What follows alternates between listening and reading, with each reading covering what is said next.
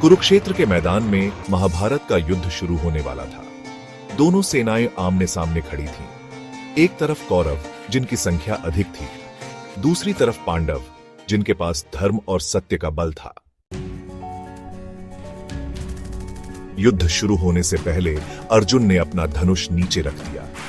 वह अपने सारथी श्री कृष्ण से बोले, हे केशव, मैं इस युद्ध में अपने ही बंधु बांधवों को मारने के लिए कैसे खड़ा हो सकता हूं?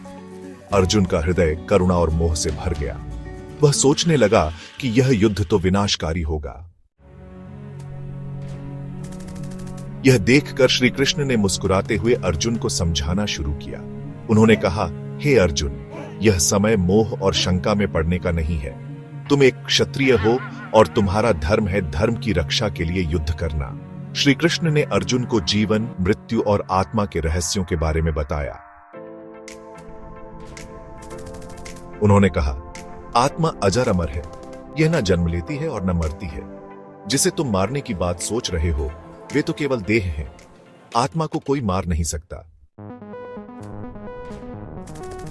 श्री कृष्ण ने कर्म के महत्व को भी समझाया। उन्होंने कहा, हे अर्जुन, तुम्हारा कर्तव्य है युद्ध करना, लेकिन फल की चिंता मत करो। तुम्हें निष्काम भाव से कर्म करना चाहिए। फल की चिंता करने से मोह उत्पन्न होता है। श्री कृष्ण ने अर्जुन को यह भी बताया कि सच्चा योगी वही है जो अपने मन को स्थिर रखता है। उन्होंने भक्ति योग, ज्ञान योग और कर्म योग के मार्गों का वर्णन किया। श्री कृष्ण ने अर्जुन से कहा, हे अर्जुन, धर्म और सत्य की राह पर चलने वाला कभी हारता नहीं। इसलिए उठो और अपने धर्म का पालन करो। अर्जुन ने श्री कृष्ण की बातों को ध्यान से सुना। उनकी शंका धीरे धीरे दूर होने लगी।